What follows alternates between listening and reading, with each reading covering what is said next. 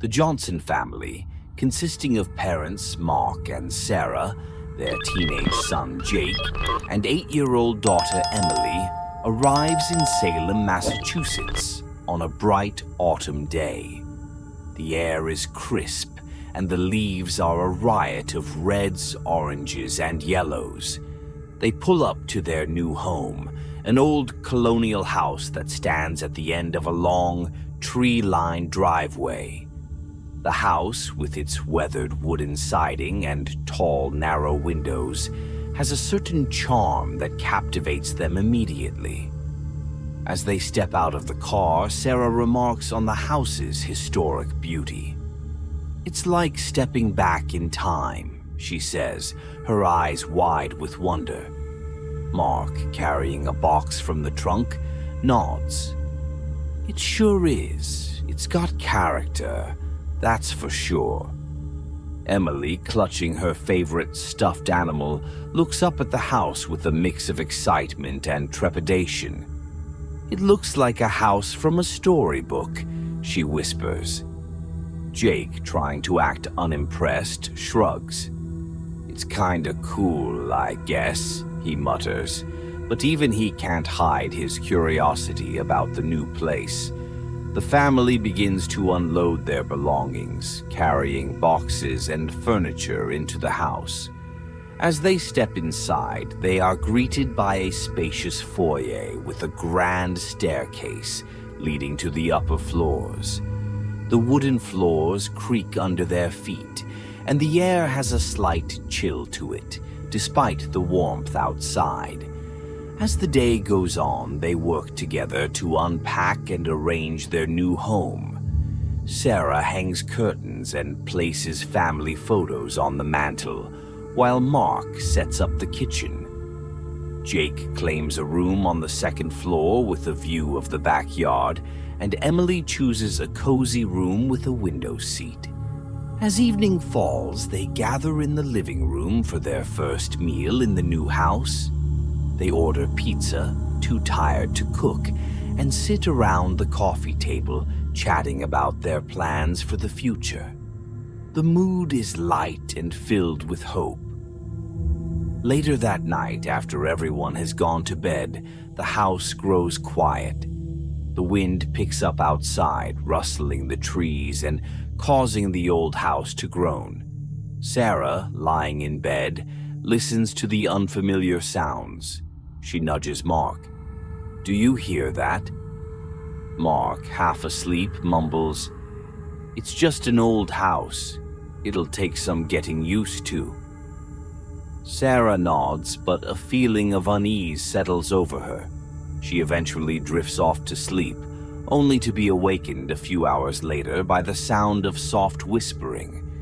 She sits up in bed, straining to hear. The whispers seem to be coming from the hallway. Curious and a little frightened, she gets up and steps into the hallway. The whispers stop abruptly. She looks around but sees nothing out of the ordinary. Shaking her head, she returns to bed, convincing herself it was just her imagination. Meanwhile, in Emily's room, the little girl lies wide awake. She hugs her stuffed animal tightly and stares at the window. She had seen a shadowy figure standing outside her window earlier, but when she got up to look, it had disappeared. Too scared to call out for her parents, she eventually falls into a restless sleep. Over the next few days, the strange occurrences continue. Objects move on their own, doors creak open and shut, and cold drafts sweep through the house even when the windows are closed. The family tries to brush off these incidents, attributing them to the house's age and settling into their new routine. But Emily remains particularly sensitive to the disturbances. She begins to draw pictures of a sad-looking woman in old-fashioned clothing, which she says she sees in her room at night. Sarah and Mark are concerned, but hope that as Emily adjusts to the new house, her fears will fade. The tension builds as the family tries to ignore the increasing number of inexplicable events. The house, once filled with promise, now seems to be harboring a dark, unseen presence. And as they start to learn more about the history of their new home, the Johnsons begin to realize that their arrival in Salem has awakened something long buried and vengeful. The Johnson family's unease grows as the strange occurrences in their new home in Salem become more frequent and alarming. What began as small, inexplicable happenings escalate into full-blown paranormal phenomena that cannot be ignored. One evening, as the family sits down for dinner, the lights begin to flicker. Mark stands up to check the fuse box, but everything appears to be in order. As he returns to the table, the flickering intensifies, and the chandelier above them starts to sway violently. Dishes rattle and the air grows cold. A loud, disembodied whisper fills the room, chilling them to the bone. The lights suddenly go out, plunging the room into darkness. Sarah quickly lights a candle, her hands trembling. "We need to figure out what's going on here," she says, her voice shaky but determined. Mark nods in agreement. "Tomorrow we start investigating this house's history. There has to be a reason for all of this." That night, Sarah dreams of a woman dressed in 17th century clothing. The woman stands in front of a roaring fire, tears streaming down her face. She reaches out to Sarah, mouthing words that Sarah cannot hear. Sarah wakes up with a start, her heart pounding, the image of the woman's sorrowful face etched into her mind. The next day, while the children are at school, Sarah and Mark visit the local historical society. They meet with an elderly historian named Mrs. Whitaker, who is well versed in Salem's dark past. When they mention the address of their home, Mrs. Whitaker's expression turns grim. "Your house has a tragic history," she begins. "It belonged to Abigail Hawthorne, a healer and midwife accused of witchcraft during the Salem witch trials. She was wrongfully convicted and executed. The house has been plagued by rumors of hauntings ever since." Sarah's eyes widen. "What happened to her? Why was she accused?" Mrs. Whitaker sighs. "Abigail was a kind woman, but she was envied by many.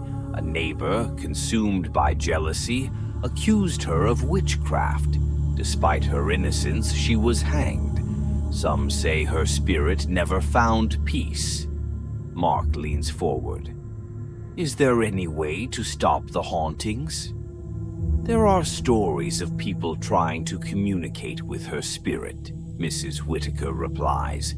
"Some believe she seeks justice and recognition of her innocence. You might need to find a way to tell her story and clear her name."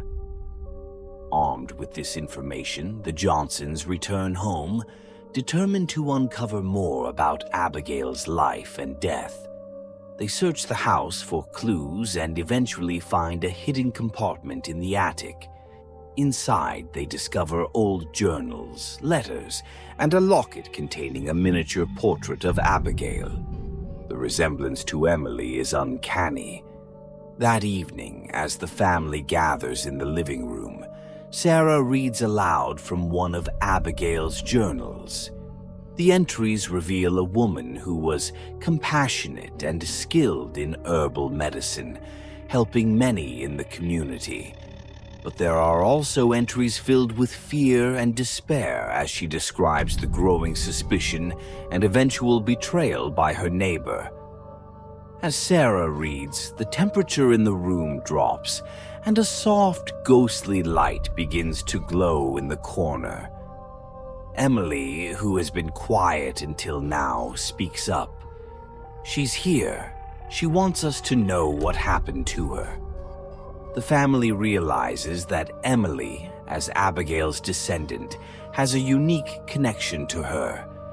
They decide to hold a seance to communicate directly with Abigail's spirit and offer her the justice she seeks. But they know this will not be easy, as the spirit's anger and pain have grown over the centuries.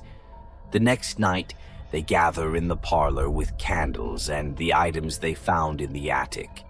Sarah and Mark hold hands, with Emily and Jake sitting close by. They begin to call out to Abigail, asking her to show herself and tell them what she needs. At first, there is silence.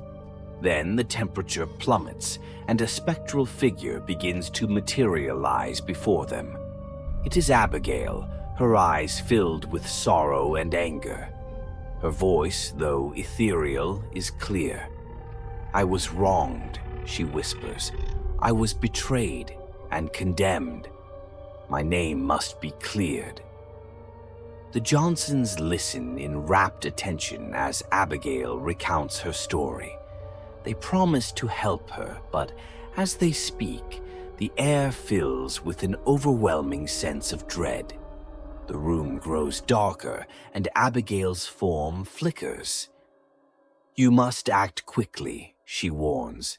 "The forces that wronged me are still powerful. They will try to stop you." With that, her figure fades, leaving the family in a profound silence. The seance has revealed the depth of Abigail's pain and the danger they now face.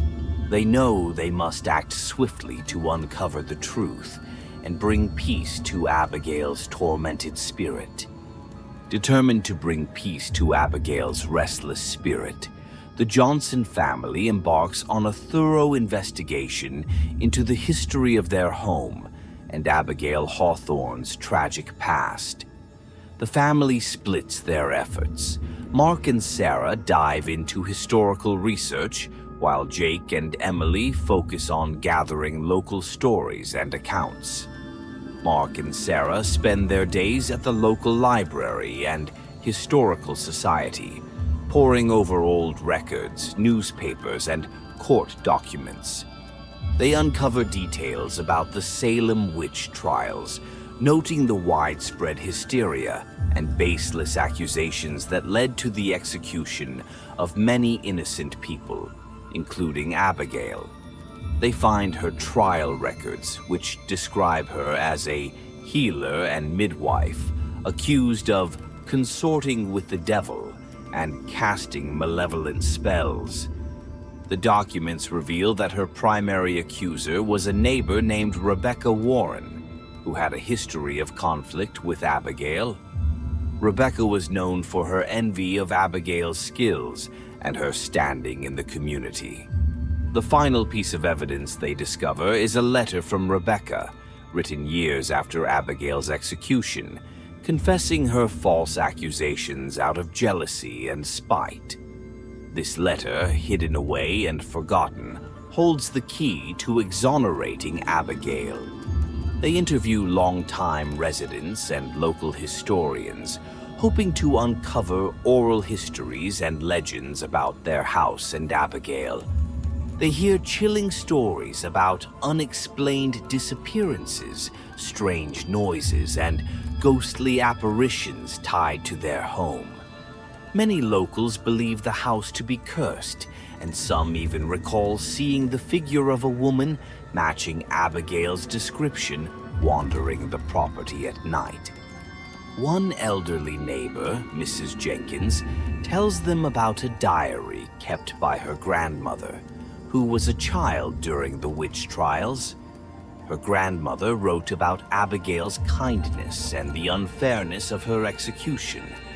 She also mentioned a secret ritual that could bring peace to wronged spirits, passed down through generations. With all the pieces coming together, the Johnsons formulate a plan to lift the curse. They decide to hold a public gathering at their home to reveal their findings and publicly read Rebecca Warren's confession letter. They believe that publicly acknowledging Abigail's innocence and Rebecca's guilt will bring the justice Abigail's spirit seeks. They also prepare for a ritual, as described in Mrs. Jenkins' grandmother's diary, to formally exonerate Abigail's name. The ritual involves specific herbs, candles, and a recitation that must be performed by a descendant, in this case, Emily. As the day of the gathering approaches, the paranormal activity in the house escalates. Doors slam shut, windows shatter, and the air grows thick with an oppressive presence. Abigail's spirit, desperate for peace but also fearful of being thwarted, becomes more aggressive. The family feels her anguish and determination, understanding that this is their final chance to set things right. On the night before the event, the family gathers in the living room to go over their plan one last time.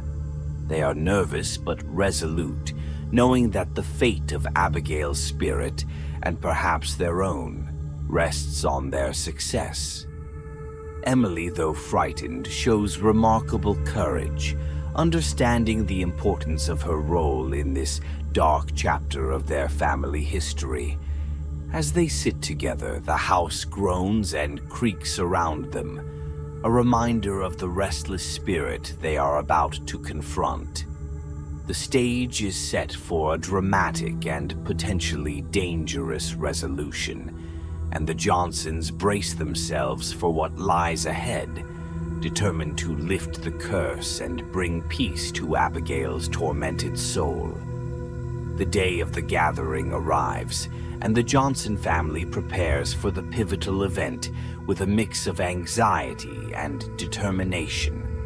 Mark, Sarah, Jake, and Emily work tirelessly to set up the house for their guests, arranging chairs in the living room and placing the historical documents and Rebecca Warren's confession letter on a table at the front. They also prepare the necessary items for the ritual, herbs, candles, and a carefully written recitation for Emily to perform. As evening falls, neighbors, local historians, and curious residents begin to arrive, filling the Johnsons' home with a nervous buzz of anticipation. Sarah greets the guests, while Mark sets up a projector to display images of the documents they have uncovered. Jake and Emily sit together, holding hands, offering each other silent support. Once everyone is seated, Mark steps forward to address the crowd. "Thank you all for coming. We have gathered you here today to share the truth about Abigail Hawthorne, an innocent woman wrongfully accused and executed during the Salem witch trials. We believe that by acknowledging her innocence and performing a ritual, we can bring peace to her restless spirit." Mark begins by recounting the history of the Salem witch trials, explaining the hysteria and fear that led to the tragic events. He then presents the court documents and trial records they discovered, detailing Abigail's life and her unjust accusation. The audience listens intently, many of them hearing this story for the first time. Sarah steps forward next, holding the confession letter from Rebecca Warren. This letter, written by Abigail's primary accuser, Rebecca Warren, reveals the truth. Rebecca confessed that she falsely accused Abigail out of jealousy and spite. She reads the letter aloud, her voice steady despite the tension in the room. The audience gasps and a murmur of shock and sympathy spreads through the crowd. With the evidence presented, the Johnsons prepare for the ritual. They dim the lights, and the room falls into a hushed silence.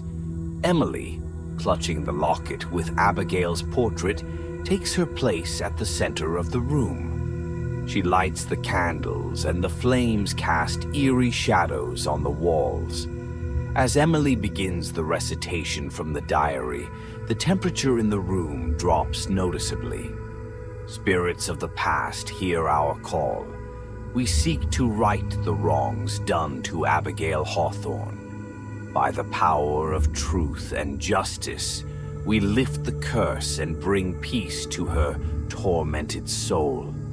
The air grows thick, and a chilling breeze sweeps through the room. The candles flicker, and an oppressive presence fills the space. Emily's voice wavers, but she continues, her words growing stronger with each line. Suddenly, the ghostly figure of Abigail Hawthorne materializes before them, her expression a mix of sorrow and hope. The crowd gasps, some stepping back in fear, but the Johnsons stand their ground. Abigail's eyes lock onto Emily, and for a moment the room is filled with a palpable connection between the past and present. Just as it seems the ritual is working, a violent force shakes the room. The oppressive presence intensifies, and the figure of Rebecca Warren's spirit appears, her face twisted in anger and malice. Rebecca's spirit, fueled by centuries of guilt and rage, seeks to prevent Abigail's peace. Chaos erupts as objects are hurled across the room, and an unseen force pushes and pulls at the guests. Mark and Sarah shout for everyone to stay calm, but panic begins to spread. Emily, standing in the eye of the storm, continues the recitation, her voice growing louder to drown out the noise. By the truth of your own words, Rebecca Warren, your lies are undone. Abigail Hawthorne is innocent and her name is cleared. In a final, desperate effort, Abigail's spirit reaches out to Emily, merging their energies. Emily's eyes glow with an ethereal light as she speaks the final words of the ritual. Rest now, Abigail Hawthorne. Your name is cleared, and your soul is free. A blinding light envelops the room, and a powerful shockwave knocks everyone to the ground. When the light fades, the oppressive presence is gone. Abigail's spirit, now serene and smiling, looks at the Johnson family with gratitude before slowly dissipating into the ether. Rebecca Warren's spirit, confronted with her guilt and unable to resist the power of the truth, also fades away, leaving the room in a calm, peaceful silence. The guests, shaken but unharmed, slowly rise to their feet, murmuring in amazement and relief. The Johnsons, exhausted but victorious, stand together, knowing they have finally brought peace to their haunted home. Emily, still clutching the locket, feels a deep sense of connection and closure. The house, once filled with turmoil, now feels lighter, free of its dark past.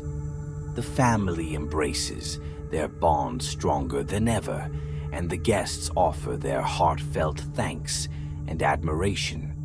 The Johnsons have not only lifted a centuries-old curse, but also restored the honor of an innocent woman, ensuring that Abigail Hawthorne's story will be remembered and told truthfully for generations to come. With the haunting finally resolved, the Johnson family experiences a profound sense of relief and peace in their home.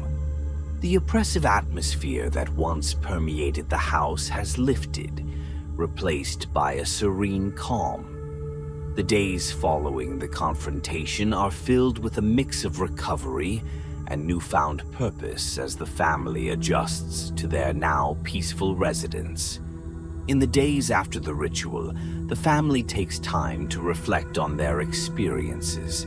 Sarah and Mark sit in the living room, sipping coffee and discussing the incredible journey they've been through. It's amazing how much has changed, Sarah says, looking around the room that now feels warm and inviting. Mark nods. We faced something extraordinary, and we came through it stronger. I think Abigail's story has brought us closer together. Emily, the key to lifting the curse, feels a deep sense of connection to Abigail. She spends hours in her room, now a place of comfort, writing letters to Abigail as a way to process her feelings. She also begins researching their family lineage, wanting to know more about her ancestry and the lives of those who came before her. Word of the Johnsons' extraordinary experience spreads throughout Salem. Local media covers their story, and they are invited to speak at various community events and historical societies. They share the details of Abigail's wrongful execution and the confession letter that finally cleared her name. The Historical Society arranges a special ceremony to honor Abigail Hawthorne, unveiling a plaque at the site of her execution. The Johnson family is invited to attend and speak, cementing Abigail's place in Salem's history as an innocent victim rather than a condemned witch. With the haunting resolved, the Johnsons decide to restore the house further, preserving its historical significance while making it a comfortable home. They hire a local restoration expert to repair and enhance the colonial features of the house, ensuring it remains a testament to its rich history. As they work on the house, they find additional hidden compartments and artifacts, each piece adding to their understanding of the past. They decide to create a small museum within the house, dedicated to Abigail and the history of the Salem witch trials. This becomes a labor of love for the family, a way to keep Abigail's memory alive and educate others about the injustices of the past. The Johnson family emerges from their ordeal closer than ever. The shared experience has forged an unbreakable bond, and they make a conscious effort to spend more time together.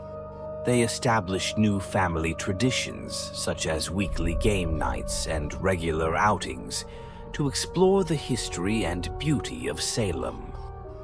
Mark and Sarah, inspired by their journey, decide to write a book about their experiences. They spend evenings collaborating on the project, detailing the history they uncovered, the haunting, and the ultimate resolution. The process of writing the book brings them even closer, and they hope it will serve as both a historical account and a guide for others facing similar situations. As the seasons change, the Johnson family settles into a peaceful routine. The house, once a source of fear and uncertainty, is now a sanctuary filled with love and history. Emily continues her studies with a newfound passion for history and genealogy, inspired by her connection to Abigail. On a quiet evening, the family gathers in the living room, the flickering fireplace casting a warm glow. Sarah looks around at her family, feeling a deep sense of gratitude. "We've come a long way," she says, smiling, "and we've made sure Abigail's story will never be forgotten." Mark nods, putting an arm around her. "We've turned this house into a home and made sure the past is honored. I think Abigail would be proud." As the fire crackles and the night settles in, the Johnson family sits together, knowing that they have not only lifted a centuries-old curse, but also forged a legacy of love, courage, and truth that will endure for generations to come.